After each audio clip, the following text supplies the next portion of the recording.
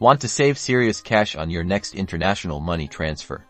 Then stick around, because I'm about to show you exactly how to use Worldremit voucher codes to maximize your savings. First, head over to the Worldremit website or open the Worldremit app on your phone. Begin setting up your transfer like normal. Choose the country you're sending money to and enter the amount you want to send. Now, this is the important part. As you proceed to the payment details screen, look for a field labeled something like voucher code, promo code, or discount code. It's usually located near the bottom of the page.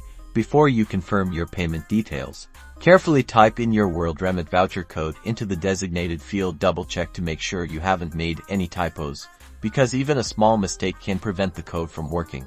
After you've entered the code, click the Apply button or whatever similar button is available. The page should refresh, and you'll see the discount amount reflected in your total. Make sure the discount has been applied correctly before you finalize the transaction.